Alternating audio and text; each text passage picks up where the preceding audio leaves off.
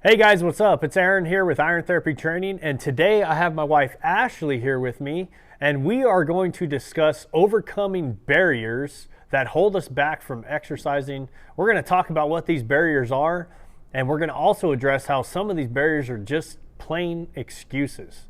So, Ashley, why don't you tell them a little bit about yourself while we get started here? Yeah, so my name's Ashley, aka Aaron's wife. I am a National Academy of Sports Medicine personal trainer and also a behavioral change coach. And like Aaron said, we kind of want to discuss some common barriers that are seen when it comes to exercise. And these barriers are real and they are challenges to many people, but a lot of times people can use these barriers as an excuse.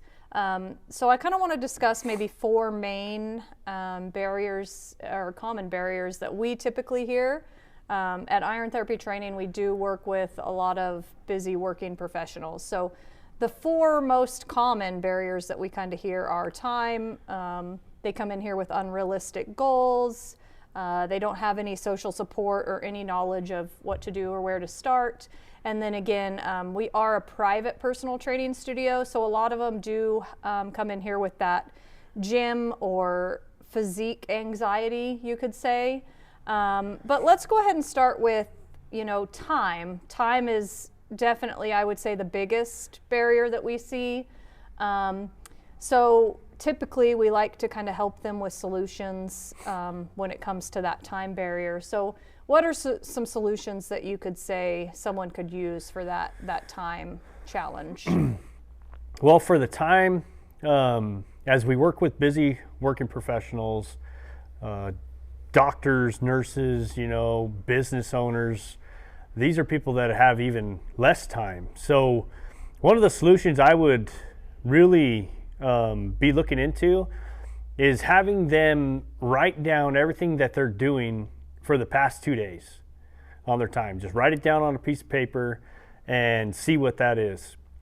Another thing that I would really be looking into on that time thing is I would be asking them, do you really not have time, or are you just not making time? Because those are two different answers there.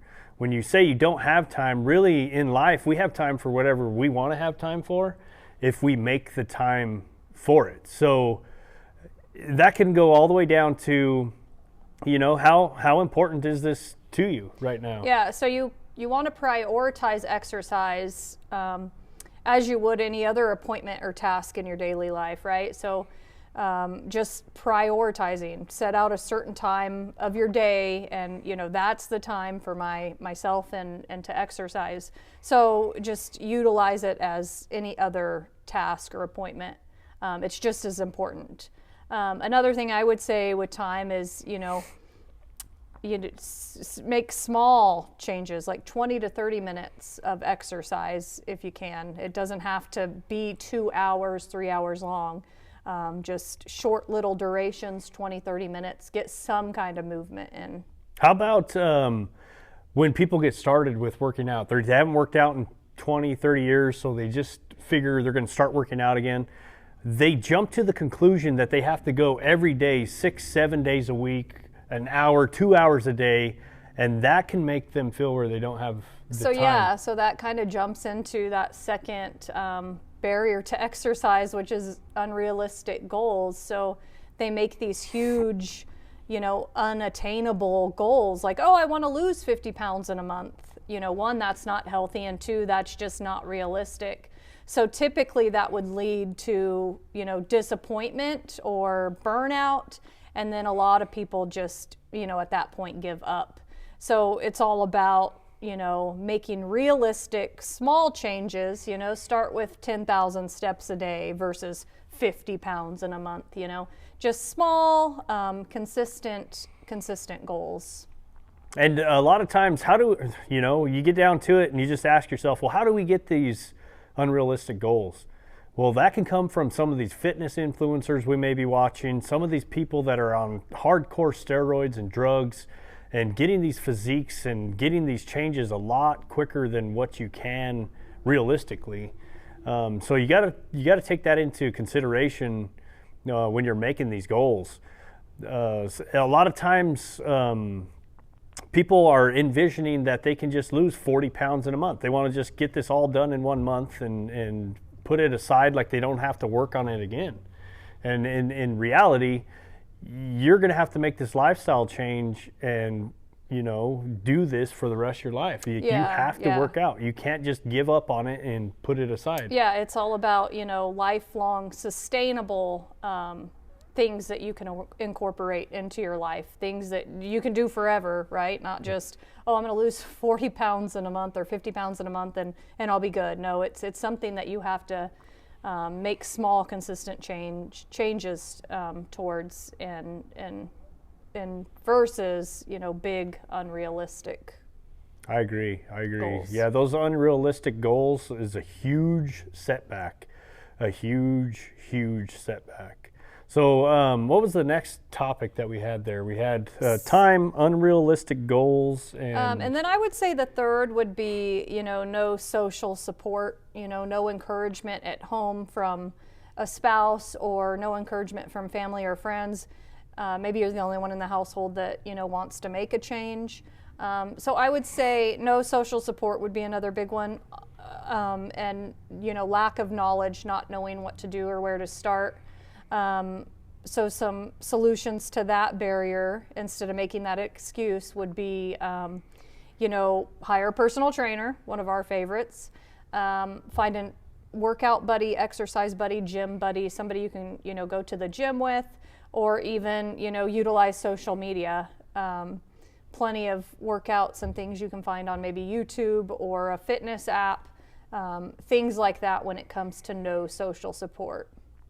I agree. So, like the no support and having the no support at home can be one of the biggest challenges. So when you're not getting the support at home, you're the only one making these changes. That's where you do need to seek out and make sure that you're surrounding yourself with other people who are wanting to do the same thing. A lot of times you can be brought back down surrounding yourself with the wrong people or people who don't believe in what you're doing. So you got to make sure you surround yourself with others who are thinking just like you.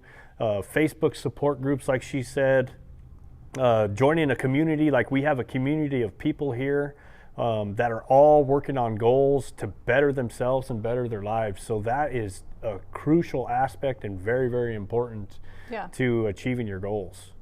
Yeah, and that kind of jumps us right into the fourth common barrier that we see is, that gym anxiety or even physique anxiety. I don't know how many times I've heard people say, I need to get fit before going to the gym, which doesn't really make sense, right? But it's a normal feeling. A lot of people have this feeling, I think, going into the gym, especially if you're new to the gym. You're just kind of worried about what others in the gym are going to think of you. And in my experience, I can assure you that the majority of the people in the gym, the fit people, are more focused on their own routines and themselves and doing their own thing rather than, judging others. So any thoughts on gym anxiety or physique anxiety in your opinion? Basically, you're covering all those topics that I can think of.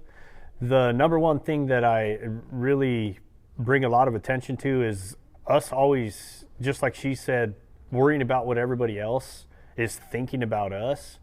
And in reality, when you ask yourself that question, they're just as much focused on themselves and worried about themselves than they are actually other people.